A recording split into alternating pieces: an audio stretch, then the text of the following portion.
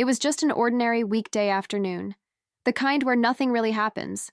The kind I usually spend buried in spreadsheets and replying to emails in my home office, with Ollie snoring at my feet. The house was quiet, the air warm, and the coffee beside me had gone cold. I was halfway through typing a report when the doorbell rang. I wasn't expecting anyone. But when I opened the door, there he was. A delivery guy holding the most extravagant bouquet of red roses I'd ever seen. Dozens of them, deep and velvety, wrapped in elegant tissue and tied with a silk ribbon. "For Victoria Bennett," he said, smiling. "That's me." I thanked him, closed the door, and just stood there in the hallway for a second, a little stunned. Eric wasn't the spontaneous type, not with flowers. Not anymore, at least. But maybe, just maybe, he was trying. My heart lifted a little as I untied the ribbon and reached for the small white envelope tucked inside. The card was thick, expensive-looking, and it smelled faintly of his cologne. I smiled as I slid the card open, expecting something sweet. Something like, "To my beautiful wife," or maybe a cheeky, "Sorry for forgetting the laundry again." But the words I saw stopped me cold. "To my beautiful Claire. Can't wait to see you again tonight. Love, E." My fingers tightened around the card, my smile vanishing mid-breath. Claire? Tonight? Love, E? I didn't move for what felt like an entire minute. My heart wasn't racing. It was sinking, slowly, like a stone in water. The roses were still in my arms, their petals soft and perfect, but now they felt heavy, too heavy. I read the card again, and again, every word carved a little deeper into my chest. He hadn't sent them to me. Not really. They were meant for someone else, someone named Claire, but somehow, some ironic, poetic twist of fate, they landed right in the hands of his wife. The wrong woman got the right delivery. Or maybe, the right woman got the wrong truth. I stared down at those roses, and I didn't cry. I didn't scream. I simply exhaled, placed the bouquet on the kitchen table, and reached for my phone. I took a photo of the card first, front and back, crisp and clear. Then the flowers, arranged just as they came. I didn't know what I'd do with the evidence yet, but I knew better than to rely on memory alone. My hands were steady. Too steady. That scared me more than if they'd been shaking. It meant something in me had gone quiet, focused, detached. I looked at those roses again, and a strange calm settled in. Not the kind that soothes, but the kind that arrives before a storm. The kind that lets you think clearly, even while your world tilts sideways. I wasn't ready to confront him. Not yet. I needed more than flowers and a name. I needed to know everything. And so, when Eric walked through the door that evening, smiling like the man I thought I knew, I smiled right back. Warm. Composed. As if nothing had changed. Because sometimes, the best way to find the truth is to act like you haven't already stumbled right into it. I didn't ask him a single question that night. Not about his day, not about dinner, not about Claire. I simply set the table, poured him a glass of wine, and nodded as he recounted a long meeting that had apparently run late. He had no idea that I already knew who else was at that meeting. He didn't notice how still I was, how every polite smile I gave was really a shield. Over the next few days, I became someone else entirely. Not outwardly. No, on the surface, I was still the same dependable wife. But inside, I was watching. Every move, every word, every scent that didn't belong to me. That new cologne? It wasn't subtle. And neither were the work dinners that suddenly multiplied, or the late-night phone calls muffled behind the bathroom door. I started cataloging everything. The shift in his routines, the way he checked his phone with a little smirk, like he was holding a secret. I took photos, screenshots, notes. At first, it felt like betrayal, but quickly it started to feel like strategy, like chess. I wasn't confronting a man. I was studying an opponent. And piece by piece, the picture started forming. I found her in less than a week. Claire. She was exactly what you'd expect from the kind of woman men like Eric risk everything for. Young, polished, recently hired at his firm. Her Instagram was a curated dream: rooftop cocktails, yoga at sunrise, captions about manifesting love and choosing peace. She didn't look like someone stealing another woman's husband, but then again, neither did I. What struck me most was how visible she was, and how invisible I had become. Every scroll through her feed made it clearer. She had no idea about me, not even a whisper. No discreet photos of Eric's hand, no clever captions hinting at secrecy. Just her, smiling freely, like a woman in love with someone who made her feel chosen. That's when something in me shifted. From hurt to clarity. I didn't hate her. That surprised me. I should have. But instead, I saw her as a mirror. Another woman believing a version of Eric that wasn't real. She wasn't the enemy. She was a clue. And if I played this right, she could be part of the ending, a very poetic one. So I didn't rage, I didn't cry. I opened a new account and followed her. I named the account Ella, just a soft, harmless name, someone Claire wouldn't question. I followed her, liked a few posts, even replied to a story with a compliment about her dress. It didn't take long for her to follow me back. That's the thing about people like her. They're used to admiration. They don't suspect quiet eyes behind kind words, and I had every intention of staying quiet. For now. Eric, meanwhile, remained oblivious. He told me he was working late again. I told him to take care of himself. He kissed my forehead and left the house wearing the same cologne I hadn't bought him. I watched him pull out of the driveway and disappear into the evening like it was any other Thursday. But inside, I was already building the finale. One post at a time. And as I scrolled through Claire's world, her avocado brunches and rooftop selfies, I waited. Not just for more signs, but for the perfect moment. Because confronting a man like Eric isn't about timing. It's about composition, and I was just getting started on the perfect frame. By Friday morning, the plan was blooming in my mind like those damn roses. I told Eric I missed us, that we should do something special. Just the two of us. His eyes lit up, not with guilt, but with ego. He loved the idea of being the adored husband. I suggested dinner at home, something romantic. Candles, his favorite wine, maybe even a new dress. He kissed me like I was his again. It almost made me laugh. While he texted Claire in secret, I was messaging her too, as Ella. We were new friends now. I kept things casual, light, asked about the best wine bars, complimented her earrings. She shared more than I expected. Claire wasn't guarded. She was open, chatty, even sweet. She mentioned a guy she was seeing, one she really liked. I didn't even have to ask.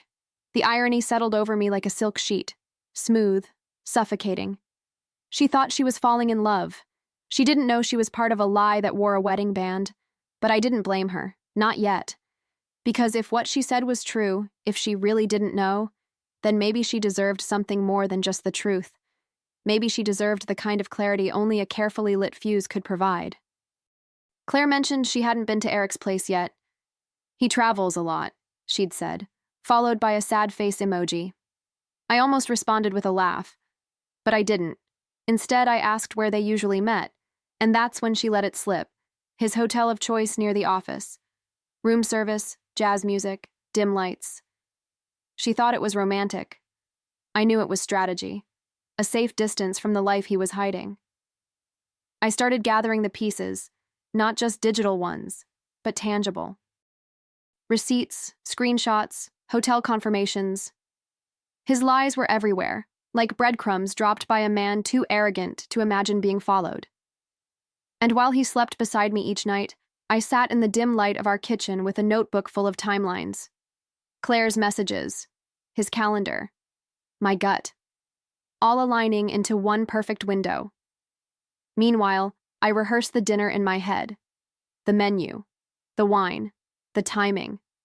Every single detail would mirror the fantasy he built with Claire. Not because I wanted to recreate it, but because I wanted to burn it to the ground. And when the ashes settled, he'd have no idea where the fire had started. The day before our planned dinner, I sent Claire a voice note, still as Ella, gently hinting that the man she was seeing might not be entirely honest. I didn't accuse. I planted seeds. I told her I'd heard something, a rumor maybe, a whisper that her E might be married.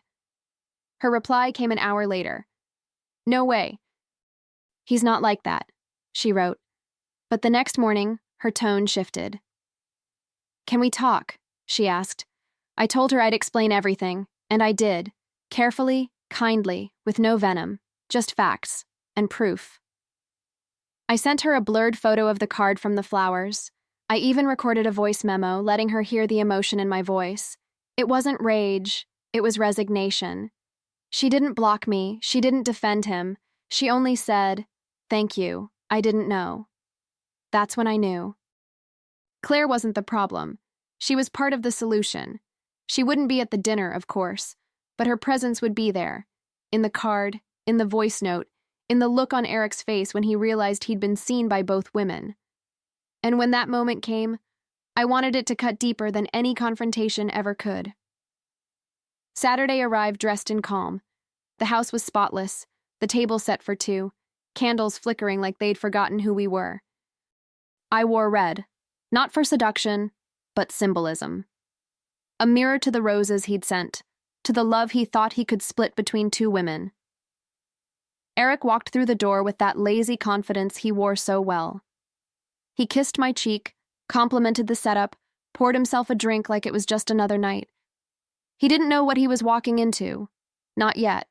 He talked about work. I nodded. He said I looked beautiful. I smiled. He raised his glass and toasted to us. I clinked mine against his and sipped slowly, letting him savor the illusion. And when the plates were cleared and the silence grew thick, I reached for something beneath the table. The original bouquet card. I slid it toward him without a word. He looked confused, then curious, then frozen. He picked it up like it might bite him. I watched his eyes scan the message. To my beautiful Claire, can't wait to see you again tonight. Love, E. His jaw tensed. He opened his mouth, but I was faster. Thought you should know your florist messed up, I said, my voice soft. Claire never got her flowers. The color drained from his face like someone had pulled a plug. He looked at me, then back at the card, as if hoping the words would magically rearrange themselves. Victoria, I can explain, he began, but I was already tapping my phone, calmly, deliberately. I opened my voice notes and pressed play. Claire's voice filled the room, sweet, uncertain, betrayed. Thank you, Ella, for telling me the truth. I had no idea he was married.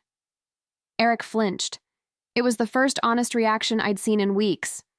He stared at the phone like it had just shattered his reflection. Ella? He asked, barely a whisper. That was me, I said. While you were playing lover boy in hotel rooms, I was making a new friend, and she had no idea you had a wife at home lighting candles and cooking dinner. He sat back in his chair, stunned. No excuses, no outrage, just silence. And I let it sit between us, thick and suffocating. Then I added casually, "Oh, and you might want to check your inbox. I sent that same card and voice note to your boss, your parents, and of course, Claire." I smiled. Wouldn't want anyone feeling left out. He stood up, but there was nowhere to go. No version of this ended with him in control. He looked around the room like it might offer him a lifeline. The wine bottle, the flickering candles, the woman he used to think would never find out. But I was done being that woman. I'd already packed a bag, already changed the locks. The dinner wasn't an invitation to fix things. It was a farewell performance, and he was front row. He tried one last time. A quiet, broken, "Victoria, please." I tilted my head and studied him. Really studied him. This wasn't a man who'd made a mistake. This was a man who thought he'd never be caught. And now, stripped of his lies, all that remained was the shame he'd dressed up as charm. I didn't yell. I didn't cry. I just walked toward the door and opened it. "You'll have plenty of time to reflect," I said, standing tall, steady. Because I'm done being the one who waits at home while you play pretend. He didn't follow me. He couldn't. And I didn't look back.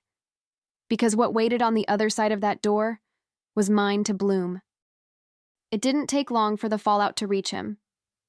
Monday morning, Eric was called into HR. Claire had already sent them the screenshots. I'd simply forwarded the rest. The company had a strict policy about relationships with subordinates, especially undisclosed ones. By noon, his nameplate was gone from the office door. By evening, his parents had called me. I didn't pick up. Claire blocked him. She sent me one last message, an apology I didn't expect but appreciated. "You didn't deserve any of this," she wrote. And she was right. But I wasn't interested in vengeance anymore. I had no appetite for it. What I wanted, what I needed, was air, space, silence. So I packed my things, called a lawyer, and filed for divorce. Clean, decisive, unapologetic. I left with half. Half the house, half the savings, half of everything he thought I'd never have the strength to take, including the wine collection he once guarded like a dragon.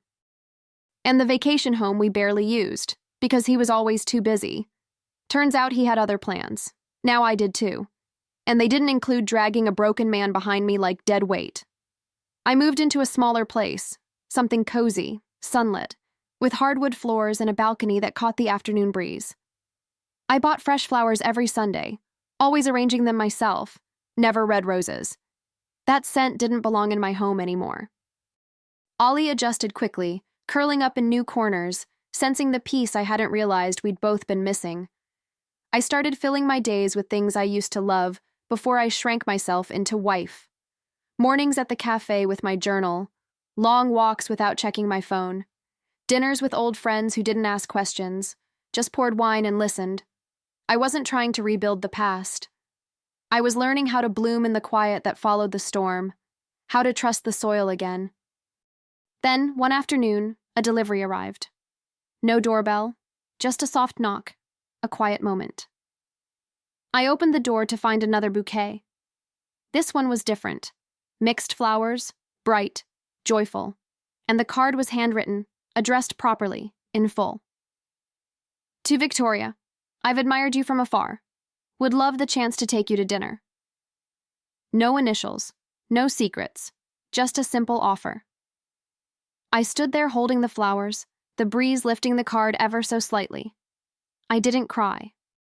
I didn't rush to text anyone. I just smiled, a real, quiet smile, and placed them in a vase by the window. Not because I was ready to fall again, but because I finally felt whole enough to choose. This time, the name on the card was mine. No confusion, no betrayal, just something new, and entirely mine.